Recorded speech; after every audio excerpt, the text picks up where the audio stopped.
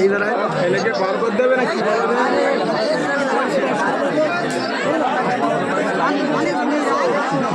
বাবু একটু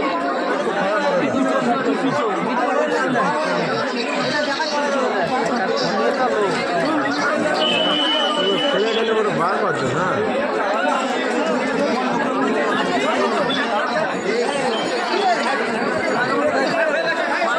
এতক্ষণ যার অপেক্ষায় ছিলেন এবারে আমাদের প্রাণপ্রিয় ভাইজান আমাদের উদ্দেশ্যে কিছু বক্তব্য বলেন।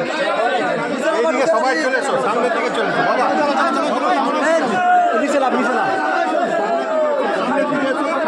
সামনে খালি আরো জানারা সামনে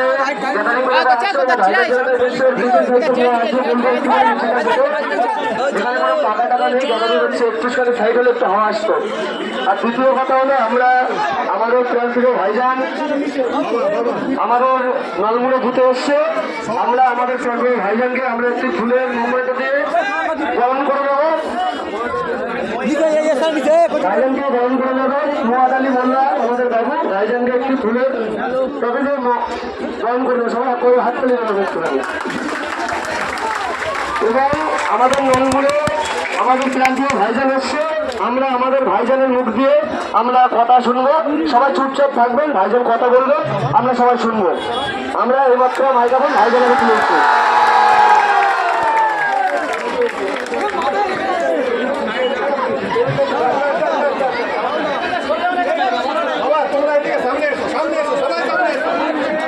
আচ্ছা মাইক্রোফোনের তারটা আছে বাবু, মাইক্রোফোনের তারটা আছে, মাইক্রোফোনের তারটা একটু ছেড়ে দেবে।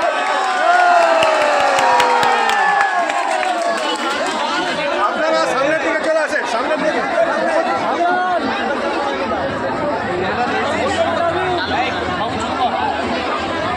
তার আছে, তারটা দেখে বাবা।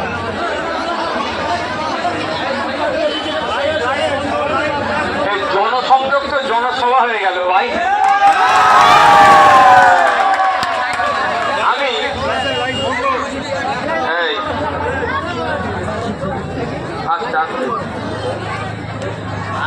আমি অনেকে বলতে পারে যে বিধায়ক সাহেব জনসভা বাদ দিয়ে পাড়াতে পাড়াতে কেন যায়? আমি পাড়াতে পাড়াতে মহল্লাতে এই জন্যই যাই, দুটো কারণ আমার কাছে বেশিভাবে কারণ যায়। প্রথম কথা, ভোটের সময় বাড়ি বাড়ি চলে যায় ভোট চাইতে মানুষে, আর ভোট মিটে গেলে অফিসে আসো কথা হবে। এটা আমি বন্ধ করতে চাই।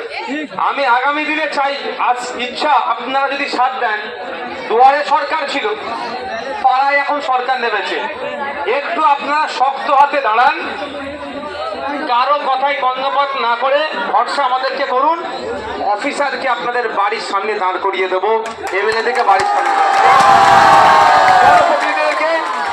ঘরের সামনে দাঁড় করাবো, যদি আপনারা একটু শক্তিশালী হয়।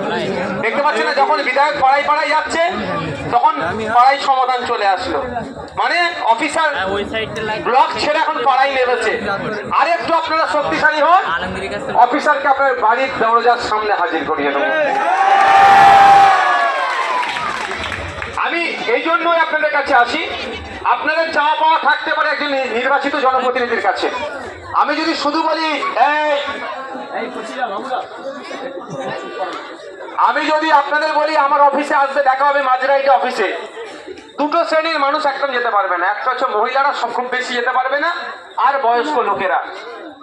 তাহলে আমি ওই জন্যই বিভিন্ন সময়ে বিভিন্ন বুথে গিয়ে কথা বলি আপনাদের সাথে, আপনাদের সমস্যার কথা শুনি, সমাধান করার চেষ্টা করি। আর জনসভা সে বললে আপনারা যে ভিড় করে দেবেন, কিন্তু জনসভা করলে আপনাদের সবার কথা হয়তো আমি সেভাবে শুনতে পারবো না।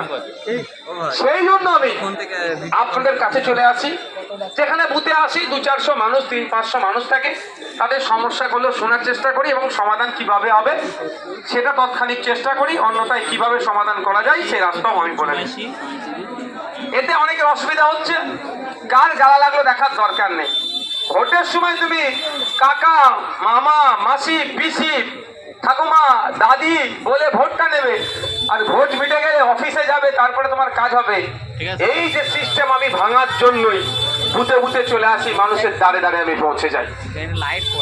তাই ওই জন্য আমাকে অনেকে অনেক কথা বলে, বলে আমি ভেঙে পড়ি না। তো আজকে যখন আপনারা এত মানুষ এসেছেন, এই বুথের মানুষজন, আমি আপনাদেরকে গুটি কয়েক কথা বলবো। প্রথমত কথা হচ্ছে যে যেটা আমার সম্পর্কে মিথ্যাচার করা হচ্ছে, বলছেন কি বলছেন, বিধায়ক কিছু করেনি। এই যে ভাঙড়ে বলছে 100 কোটি টাকার কাজ করব, এটাও তো বিধায়কের চাপের জন্য ভাই। 2011 সালে তৃণমূল ক্ষমতা এসেছে, 2025, এই 14 বছর একবারের জন্য ওর মুখে থেকে বেরিয়েছিল? 2011 থেকে 2021 একবারের জন্য বলেছিল ভাঙড়ে এটা করব? এখন কেন করছে? আপনারা স্রোতের বিপক্ষে গিয়ে ভোট দিয়েছেন আর বিধায়কের চাপে পড়ে। এইটাই তো আমাদের জয়। আমরা চাই ভাঙড়ের মানুষের উন্নয়ন। ফিতে কাটছে রাস্তার, ব্রিজ হচ্ছে রাস্তার, আমাকে ডাকেনি, আমার একটু রাগ নয়, কিন্তু অ্যাসেম্বলি হাউসের মধ্যে ওই ব্রিজটা দুর্বল হয়ে গেছে, ওই ব্রিজকে পাকা করতে হবে, কাঠের পরিবর্তে কংক্রিটের করতে হবে, রাস্তাঘাট, পানীয় জলের সমস্যা, লাইটের সমস্যা, এটা আমি বলেছি তো, তার প্রমাণ তো আছে নাকি? তাহলে সেই কাজগুলো হচ্ছে, এটাই তো ভাঙড়ের মানুষের জয়। ভাঙড়ের মানুষ 2021 সালে স্রোতের বিপক্ষে গিয়ে ভোট দিয়েছিল।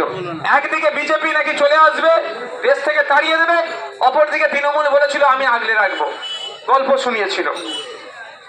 আর আমি ওখানে দাঁড়িয়ে কি বলেছিলাম, যে অমিত শাহ, মোদিজি কেন, কারো বাবার ক্ষমতা নেই কোনো একজন ভারতীয়কে দেশ থেকে তাড়াবার। আপনি বলুন 2021 সালে ভরসা করে ভোট দিয়েছিলেন, ভাঙড়ে একটাও মানুষকে এনআরসি বা সিএ করে তাড়ানোর ক্ষমতা হয়েছে কারো? কেন হয়নি? আপনাদের জন্য সুপ্রিম কোর্টে মামলা আমি করে রেখেছি, ওই জন্য কিছু করতে পারেনি। ওপারে নটোরিয়াস ক্রিমিনাল কিন্তু কোনো মামলা করে মমতা ব্যানার্জি করে মামলা করেন, মামলা আমি করেছিলাম। তো আজকের দিনে দাঁড়িয়ে বলছি, আগামী দিনে আপনাদেরকে অনেক বিভিন্ন ভাবে বিভ্রান্ত করার চেষ্টা করবে।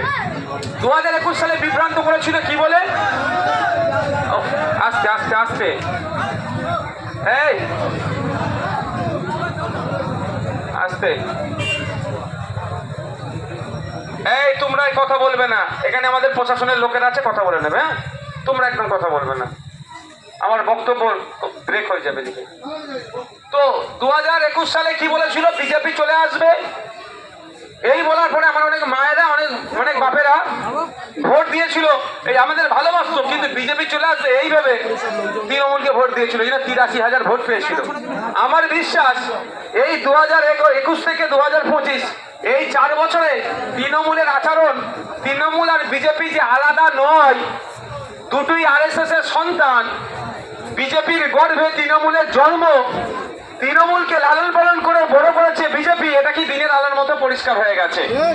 তো 2026 সালে খামচিহ্ন অ্যাসেম্বলি হাউসের মধ্যে 2021-এ 26,151টি ভোট লিডে গিয়েছিল। আমার ভরসা 2026-এ লিডটি ডবল হবে। আর ভয় পাওয়ার কোনো জায়গা আছে? আগে 21 সালে ভয় দেখিয়েছিল অনেক মায়েরা, ওই জন্য জোড়া ফুলকে ভোট দিয়েছিল। আর এখন যে কামড়াচ্ছে ওই ওজা হয়ে ঝাড়ছে, ওই যে বিজেপি চলে আসবে। বিজেপির নেতা তৃণমূল, কোথা থেকে? বিজেপির নেতা শুভেন্দু অধিকারী, কোথাকার প্রোডাক্ট? তৃণমূলের, তাই তো নাকি? বিজেপির নেতা সৌমিত্র খাঁ, কোথাকার প্রোডাক্ট? তৃণমূলের। এরকম সারা রাত চলে যাবে বললে, এত তৃণমূল থেকে পাঠিয়েছে। এরা একে অপরের পরিপূরক। তাই তৃণমূলকে নিয়ে বিজেপিকে আটকানো আর বিজেপির যেমন অসম্ভব ব্যাপার, ঠিক তৃণমূলের অত্যাচার বন্ধ করার জন্য বিজেপিকেও বেছে নেওয়া অসম্ভব ব্যাপার। এরা একে অপরের কোনোদিন বিচার করবে না। যদি করতো, এতদিন শুভেন্দু অধিকারীকে জেলের ভাত খাওয়াতো। শুভেন্দু অধিকারী কলকাতা পুলিশের সিপি স্যারকে নিয়ে যেভাবে খারাপ ভাষায় আক্রমণ করলো, ধরো তো জেলে রাখা দরকার ছিল ভাই। রেখেছে জেলে? রাখেনি। আর তৃণমূল কংগ্রেসের আমলে যে দুর্নীতিগুলো হচ্ছে, বিশেষ করে আমাদের বাড়ির সন্তান তিলোত্তমা, ভুলে গেছেন নাকি?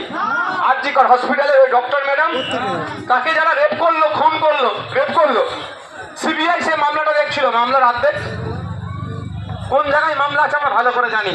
অর্থাৎ যারা প্রকৃত দোষী সবাইকে ধরেনি, এখন আমার বিশ্বাস, আমার এটা ছেড়ে রেখে দিল। তাহলে তৃণমূল গাড্ডায় বললে বিজেপি বাঁচাই, বিজেপি গাড্ডায় বললে তৃণমূল বাঁচাই। আরে একে অপরের পরিপূরক। আর এসে আমাদেরকে গল্প দেয়। আচ্ছা আপনারা বলুন, ৭৭টা অফিসিয়াল এমএলএ আছে বিজেপির, কোন জায়গায় অবজারভার দিয়েছে? কেন একটা দিতে হচ্ছে?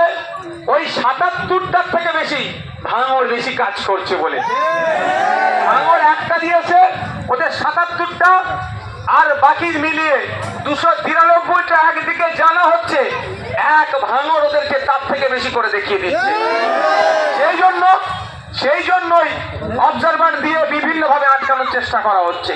তবে আমি একটাই বিশ্বাস করি, গণতন্ত্রের শেষ কথা বোমগুলি পিস্তল নয়, প্রশাসন বা ইডি সিবিআই বা কেউ নয়, গণতন্ত্রের শেষ কথা এই জনগণই বলে, যেটা নোটোরিয়াস ক্রিমিনালদেরকে জবাব দেওয়ার জন্য তৈরি আছে।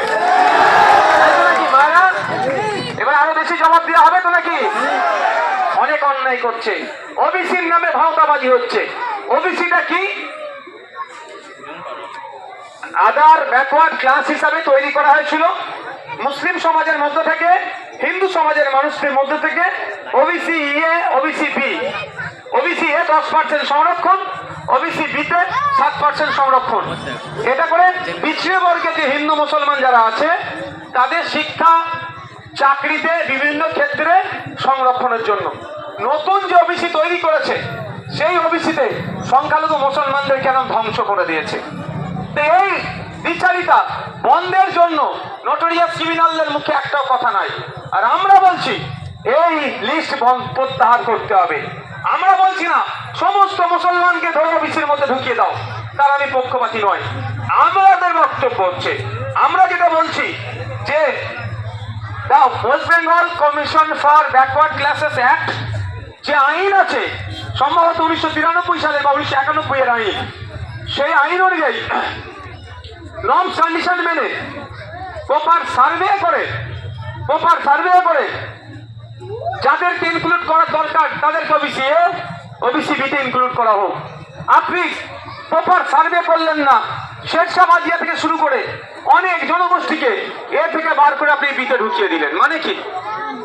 আপনি এই মুসলিম সংখ্যালঘু মুসলমানদের সাথে বিচারিতা করছেন, উল্টে সংখ্যালঘু তোষণ করে শুভেন্দু অধিকারীকে বলার সুযোগ করে দিচ্ছে।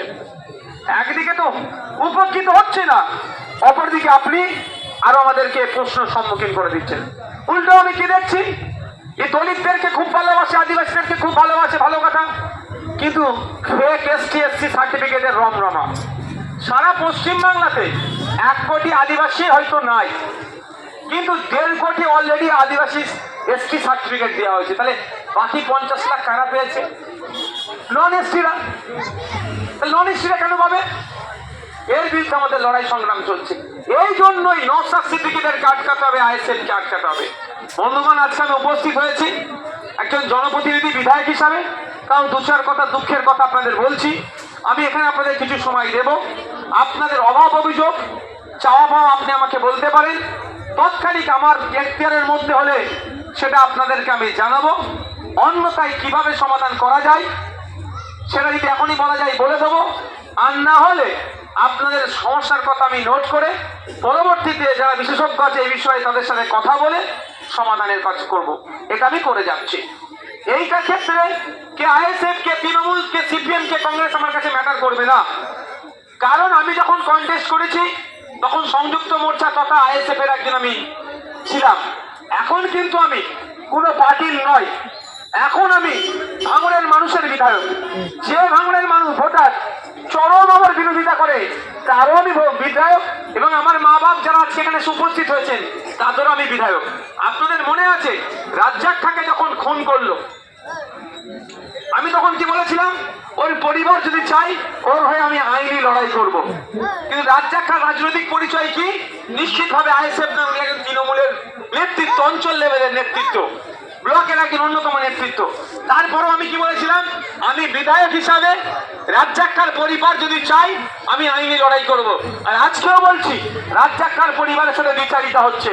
হয়তো কাউকে একটা পার্ট টাইম চাকরি দিয়েছে, কাউকে একটা, এটা বলেছি, এটা রেকর্ড করে এখন আগামী দিনে রাজ্জাক খাঁর পরিবার দেখবেন মুখ খুলবে, তখন মিলিয়ে নেবেন যে আগামী দিনেও যদি রাজ্জাক খাঁর পরিবার যদি মনে করে রাজ্জাক খাঁকে যারা খুন করেছে তাদেরকে প্রকৃত খুনিদের শাস্তি দেওয়া দরকার, যদি একজন বিধায়ক হিসাবে আমার শরণাপন্ন হয়, আমাকে যদি তারা সহযোগিতা চাই, আমি এখানে কথা দিয়ে যাচ্ছি, আমি বিধায়ক হিসাবে আইএসএফ এর চেয়ারম্যান নয়, বিধায়ক হিসাবে ভাঙড়ের মানুষের স্বার্থে আমি রাজ্জাকার পরিবারের পাশে থাকবো এবং প্রকৃত খুনিদের সর্বোচ্চ শাস্তির ব্যবস্থা যাতে করা যায় আইনের লড়াই আমি চালিয়ে যাব।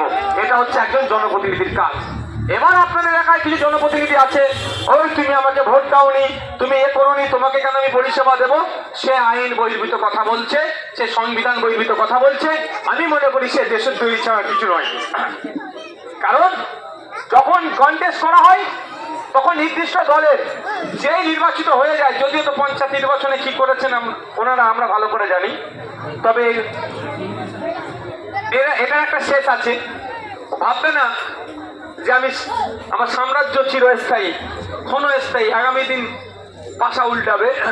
তারপরেও বলছি যেটা সার্টিফিকেট আছে ওনাদের হাতে, তো ওরা করা একজন জনপ্রতিনিধির কাম্য নয়। একজন জনপ্রতিনিধি এই কাজ করতে পারে না। জনপ্রতিনিধির কাজ হচ্ছে মানুষের পাশে থাকা, সে যে কোনো দলের হতে পারে, সুখ দুঃখে তার পাশে থাকা, সঠিক পরামর্শ দেওয়া। আপনাদের বলবো আপনারা চোখ কান খুলে চলবেন।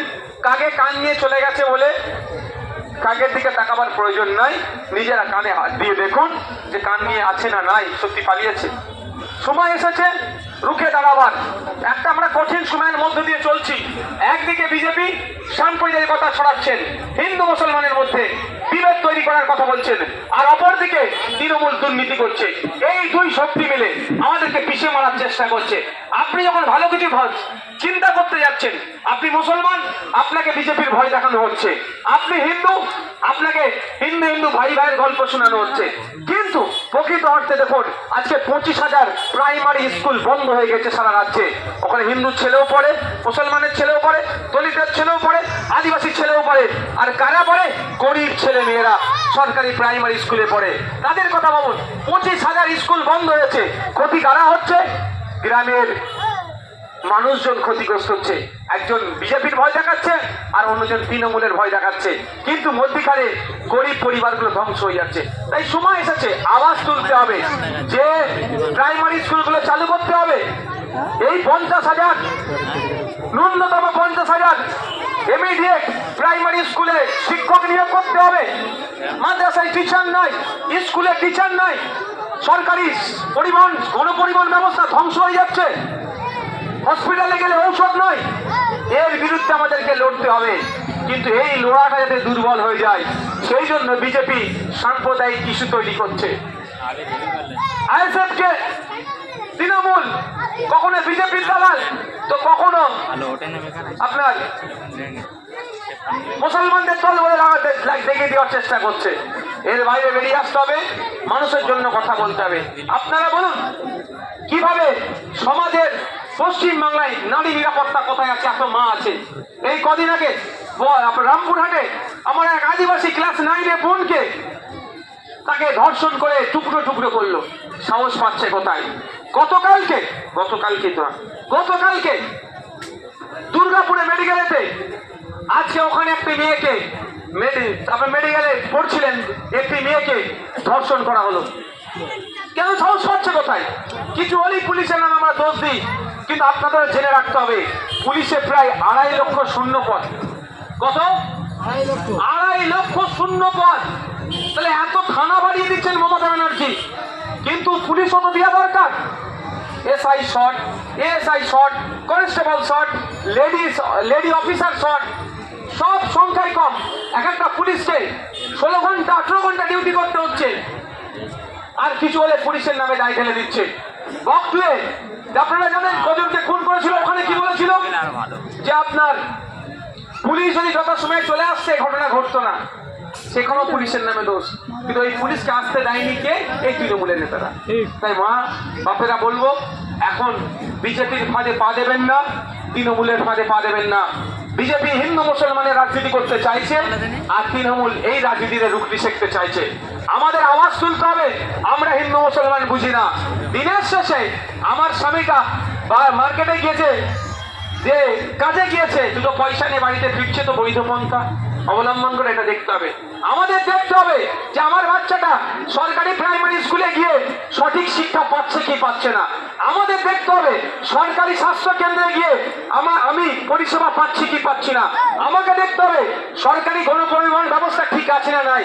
আমাকে দেখতে হবে মার্কেটে যে মালটা আমি কিনছি কত দামে কিনছি, মালের দামের কন্ট্রোল ঠিক আছে না নাই, এটা দেখতে হবে। এর পরিবর্তে তুমি হিন্দু, তুমি মুসলমান, তুমি খ্রিস্টান, তুমি দলিত, তুমি আদিবাসী, কখনো তুমি বিহারি, কখনো বাঙালি, এই গল্প আমাদের মধ্যে ঢুকিয়ে দেওয়া হচ্ছে। এটা আমাদের মাথায় ঢুকালে হবে না। আমাদের বলতে হবে যে আমি কৃষক, মাস গেলে কেন বিলো 8,000 নিচে ইনকাম করছি, যখন কেরলের কৃষকরা, তামিলনাড়ুর কৃষকরা, কাশ্মীরের কৃষকরা মাস গেলে 10,000, 12,000, 15,000 ইনকাম করছে, আমরা কেন পাচ্ছি না? আর সর্বোচ্চ মেঘালয়ের কৃষকরা মাস গেলে 30,000 টাকার উপরে ইনকাম করছে, কেন ভাঙড়ের কৃষকরা, কেন পশ্চিমবাংলার কৃষকরা মাস গেলে 8,000-এর নিচে ইনকাম করবে? তাহলে আমাদেরকে এই প্রশ্ন করতে হবে।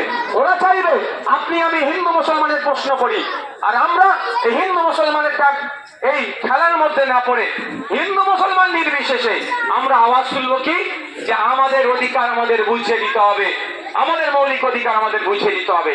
বক্তব্য সংক্ষিপ্ত করব, আমি একটা কথা বলে শেষ করব। একটা বিষয়টা কি, এসআইআর হচ্ছে আপনারা জানেন। মমতা ব্যানার্জি দলের লোকেরা বলেছিল এসআইআর করতে দেবো না, তাহলে হচ্ছে কেন বলুন আপনারা? মমতা ব্যানার্জি এসআইআর করছে, যে অফিসার গুলো লাগছে সব মমতা ব্যানার্জি দিচ্ছে। 70,000-এর আশপাশে মানে অফিসার লাগবে, বুথ লেভেল অফিসার। প্রতি বুথে যদি একটা করে হয়, আমাদের এই মুহূর্তে মনে হচ্ছে হ্যালো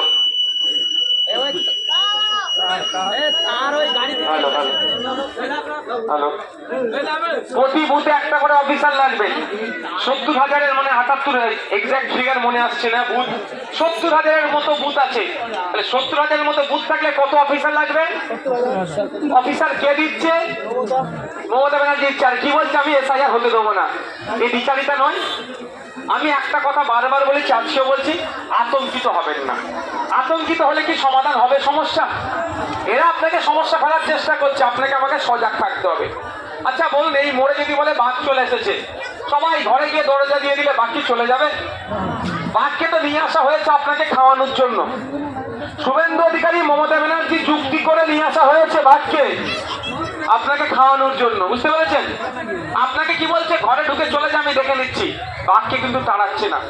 বাঘটাকে যদি মমতা ব্যানার্জি খাঁচাই ঘুরতো, তাহলে বলতাম যে না, মমতা ব্যানার্জি আমাদেরকে আশ্বস্ত করেছে, তোমরা চিন্তা করোনি, বাঘ এসেছে, আমি খাঁচাই ভরে দিয়েছি।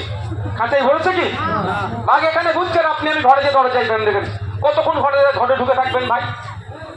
ঘরে ঢুকে থাকলে সংসার চলবে তো? খাওয়া দাওয়া কোথা থেকে আসবে? মমতা ব্যানার্জি দেবে? তাহলে আপনাকে আমাকে বার হতে হবে, বার হয়ে খাঁচা রেডি করে বাঘকে খাঁচাই ভরতে হবে। বুঝতে পেরেছেন? ওই এসআইআর-এর গল্প শোনাচ্ছে। এক কথায় মমতা ব্যানার্জির সাহস থাকে, কেরলে এসআইআর-এর বিরুদ্ধে রেজুলেশন নিয়ে এসেছে বিধানসভায়। আমাদের পশ্চিমবাংলা বিধানসভায় 200-র অধিক তৃণমূলের বিধায়ক, রেজুলেশন নিয়ে আসুক। আমি তো আজ পর্যন্ত তৃণমূলকে কোনো বিষয়ে ভোট দিইনি। তাহলে এসআইআর-এর বিরুদ্ধে যদি সঠিকভাবে নিয়ে আসে, তাহলে আমার ভোটটা কোন দিকে যাবে ভাই বলুন? রেজুলেশন পাস করার, তাহলে শুধু মানুষকে বিচারিতার মধ্যে ফেলে দেওয়ার চেষ্টা করছে, মানুষের সাথে বিচারিতা করছে।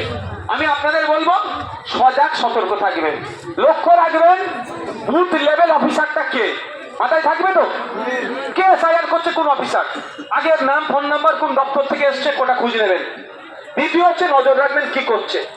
যদি আমাদের পাড়ার রাম কাকার বা রহিম চাচার, ফতেমা মা সরস্বতী মায়ের যদি বৈধ ভোটারকে নাম কাটে, সেই অফিসারের বিরুদ্ধে আমরা কি করব? আইনি লড়াই হবে, আর মাঠে ময়দানে নেবে গণতান্ত্রিক প্রক্রিয়ায় লড়াই হবে। ছেড়ে কথা সেই অফিসারকে আমরা বলবো না, আইনের মাধ্যমে বুঝে নেব। হ্যাঁ, আপনার বুথে যদি ভোটার মারা গিয়েছে, তার নাম কাটছে, কোনো সমস্যা নেই। আপনার বুথের কেউ বিয়ে হয়ে ক্যানিং পূর্বে চলে গিয়েছে, এখানে নাম কাটবে, ক্যানিং পূর্বে নাম উঠবে। আবার ক্যানিং পূর্বের কোনো মেয়েকে বৌমা করে নিয়ে এসেছেন, ওখানে নাম কাটবে, এখানে নাম উঠবে। সুতরাং আতঙ্কিত হওয়ার জায়গা নেই।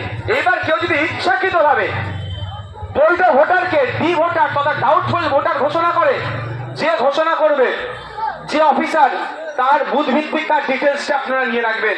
তার সেই বেটাকেও আইনের মাধ্যমে আমরা বুঝিয়ে দেবো। সে যদি বিজেপি দালালি করে, তৃণমূলের যদি দালালি করে, ছাড় হবে না তার একটাকেও। আইনের মাধ্যমে বুঝিয়ে দেবো। আমরা মাঠে ময়দানে রেডি থাকবো। আমি আবারও বলছি, বাঘ এসেছে, আতঙ্কিত হয়ে ঘরে ঢুকে গেলে এই বাঘ কেউ তাড়াবে না ভাই। ওই আপনার এলাকায় আপনাকে বুঝে নিতে হবে। এসআইআর এর ভয়ে ভয়ে ঘরে ঢুকে চলে যাবেন, নওশাদ সিদ্দিকী আপনাকে পার করবে না।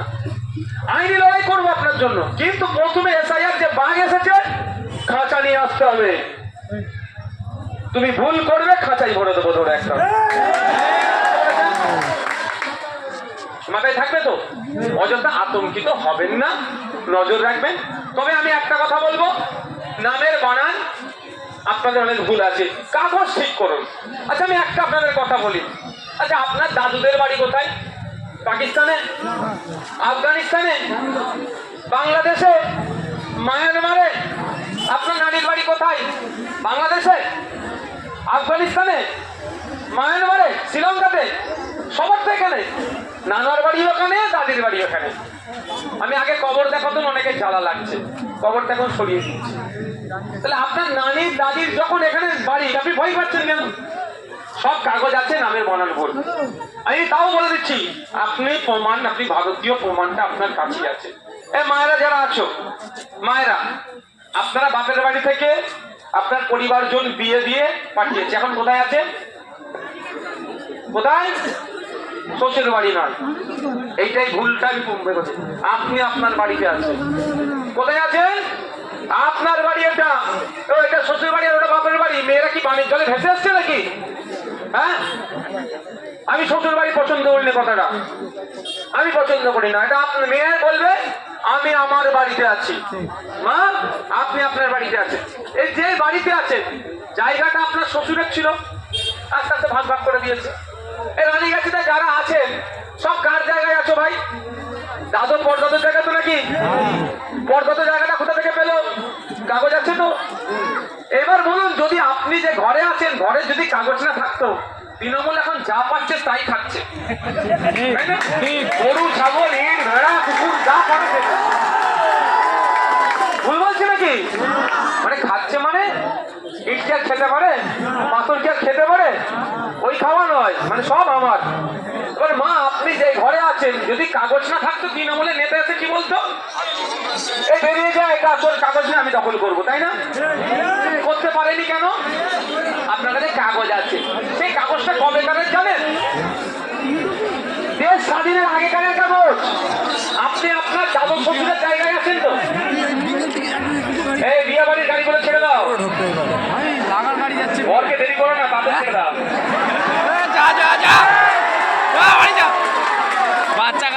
রাস্তা জ্যাম করো না ভাই, রাস্তাটা ছাড়ো।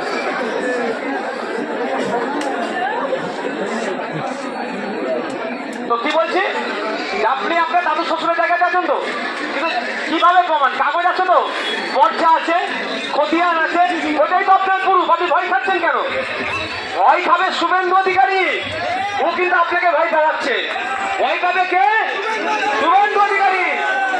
ওনার কাগজ সব ঠিক দেখাতে পারবে না। আপনি আপনার 14 পুরুষের কাগজ ভারতীয় দেখাতে পারবেন, শুভেন্দু অধিকারী সব কাগজ দেখাতে পারবে না। ওর ভয় পাওয়া দরকার, আপনি আমি ভয় পাবো কেন? আমরা যারা ভারতীয়, হিন্দু মুসলমান নির্বিশেষে, আমাদের ভয় পাওয়ার কোনো জায়গা নাই। তাই বলবো, ভয় পাবেন না। অনুরোধ একটুকেই করবো যে ওই কাকে কান নিয়ে চলে গেছে, সব করে লাভ নেই। আর তৃণমূলের যা নেতারা যা বিভ্রান্ত করবে, এতে তো পারছি না এরা কি বিভ্রান্ত করবে। কেন বলছি বলুন তো? তৃণমূলের নেতাদেরকে এতটুকু করে কথা বলতে বলবেন দাদা একটা ভিডিও করছি, তুই একটা হক কথা বল, হক কথা বল, দেখি তোর কত ক্ষমতা আছে। হক কথাটা কি? কোনটা দাও, কারো একটা বন্ধ এরকম বলে, ভাই তুই তোকে একটা কথা বলতে, আমি ভিডিওটা করবো, করে ছাড়বো। কি কথা? তুই বল, দিদিমণি যে কথা বলেছে ওয়াকাফ নিয়ে জিন্দেগি আন্দোলন করো, এই কথাটা বলাটা উচিত হয়নি। আন্দোলন তো ভারতবর্ষের যে কোনো প্রান্তিক করা যায়। আর দিদি ওয়াকাফ নিয়ে সুপ্রিম কোর্টে একটা মামলা করুক, এটা কি ভুল কথা? এটা হক কথা তো। এই কথাটুকু তুই বল, ভিডিওটা করে ছাড়বো। ও কত বড় পাঠ থাকে দেখবো, কত বড় নেতা, ভিডিওটা করা ছাড়বো।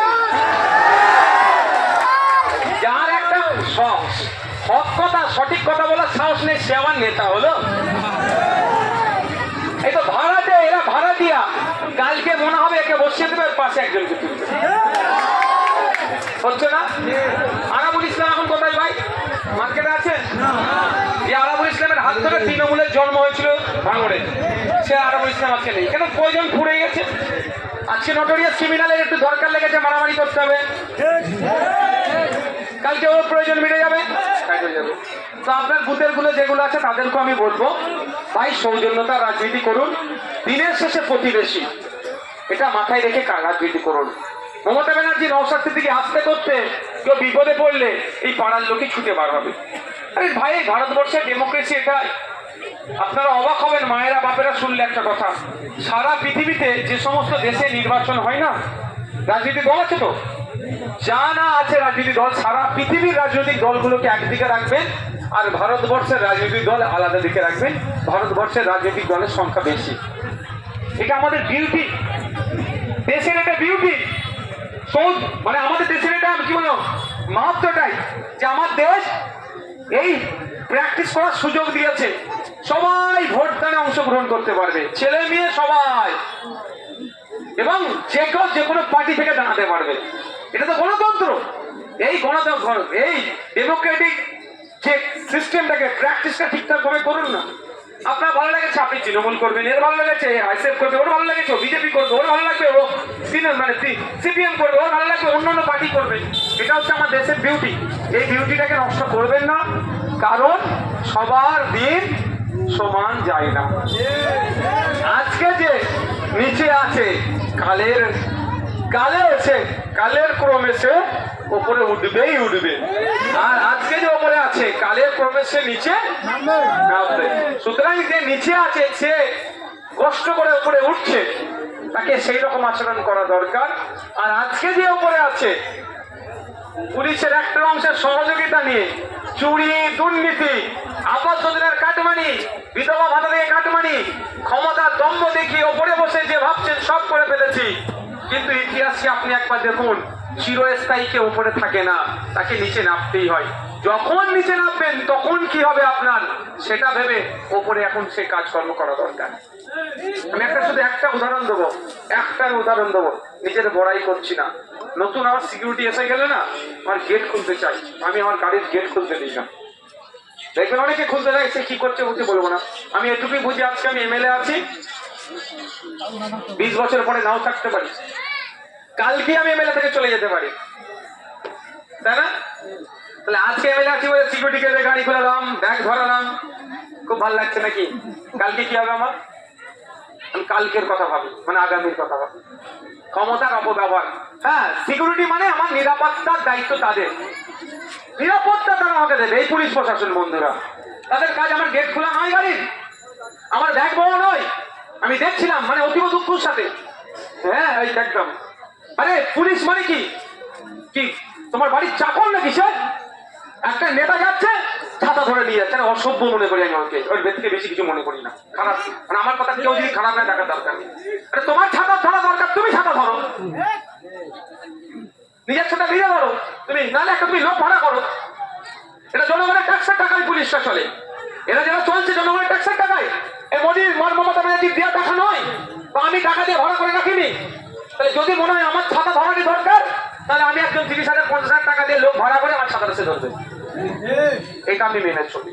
তাহলে আজকে এখানে বলে যাচ্ছে একটা কথাই, ওই যারা ওই সিজনাল লিডার, এরা তো সিজনের লিডার, এরা এখন নটোরিয়াস ক্রিমিনাল উঠেছে, একটা গ্রুপ উঠেছে, কালকে নটোরিয়াস ক্রিমিনাল ডাউন হবে, অন্য গ্রুপ উঠবে, এই হয়তো বাইরের বাইরে কিছু হয় নাকি? তো সুতরাং কে কখন উঠবে, কে ডাউন হবে বোঝা মুশকিল। তো আমি ওটা বলবো, সৌজন্যতার রাজনীতি করুন, মারামারি হানাহানিতে জড়াবেন না। আমি অনুরোধ করছি, দিনের শেষে প্রতিবেশী, এটা মাথায় রেখে রাজনীতি করবেন। কি হবে, কার জন্য মারামারি করবেন ভাই? কারোর জন্য আপনার প্রতিবেশীর সাথে কেন হিংসা করবেন? সকলে ভালো থাকবেন। আমি এখানে একটু টাইম দেবো, কারো কোনো যদি অভিযোগ বা কিছু বলার থাকে এসে আমাকে জানাবেন। ভালো থাকবেন, বাচ্চাগুলোকে পড়ানোর ব্যবস্থা করবেন।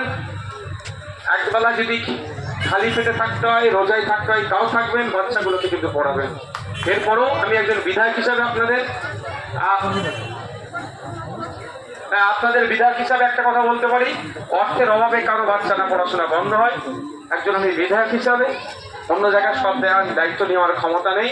আমি যেহেতু ভাঙড় আমাকে এই জায়গায় পৌঁছেছে, ভাঙড়ের কোনো মানুষ কোনো বাচ্চা না পড়ার অর্থের অভাবে পড়া বন্ধ হয়, আমার সাথে প্রয়োজনে যোগাযোগ করবেন। আমি আপনাদেরকে কথা দিচ্ছি, বড় ভাইজানের মানে নির্দেশ আছে, এটা বলতে বলে সবসময় একজন বিধায়ক হিসেবে আপনাদের ছেলেদের পড়াশোনা যাতে ভালো জায়গায় হয় এবং ভালোভাবে হয়, তার জন্য আমি সর্বোচ্চ চেষ্টা আপনার সাথে করবো। বিগত দিনে বলে এসেছি, এখনো বলছি, আগামী দিনে বলবো। ধন্যবাদ।